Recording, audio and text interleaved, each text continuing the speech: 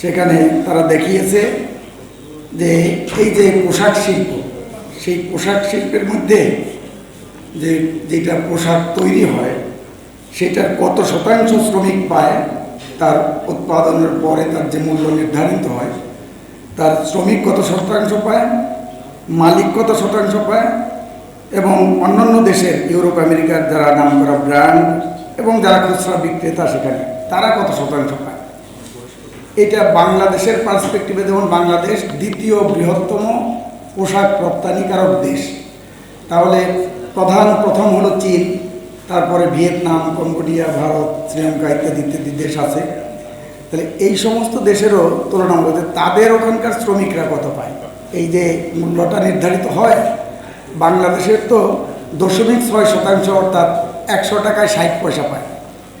তাইলে চীনে কত পায়, ভিয়েতনামে কত পায়, কম্বোডিয়ায় কত পায়, ভারতে কত পায়, শ্রীলঙ্কায় কত পায়, এটা দিলে তখন শ্রমিকরা বলতে তাই তো ওরা যদি এত টাকা পায় তাহলে আমরা কেন পাই না। এইটা তখন তাদের মধ্যে যে তাদেরও এটা পাওয়ার অধিকার আছে, যে জিনিসটা আলোচনায় এসছে যে শ্রমিকদের অধিকার বোধ সেই সম্পর্কিত যে সচেতনতা, সেইটাই বাস্তবে আসলে ট্রেড ইউনিয়নের কাজ, ট্রেড ইউনিয়ন আন্দোলনের কাজ, শ্রমিক নেতাদের কাজ।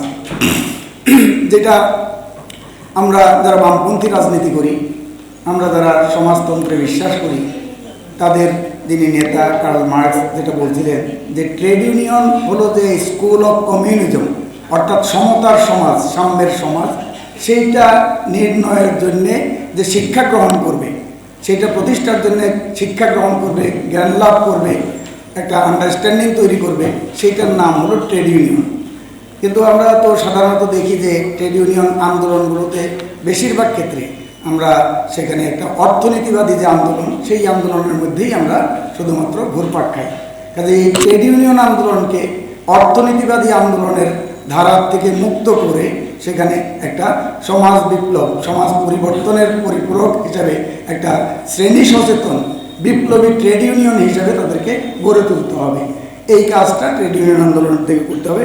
আমি এইটুকু যদি একটু সংশোধন করে এখানে তুলনামূলক আলোচনাটা দিতে পারে, সেটা একটা বিষয়। আরেকটা হলো দাবি তুলতে হচ্ছে। এখানে দাবির মধ্যে অনেকগুলো দাবি আছে, সেগুলো ঠিকই আছে।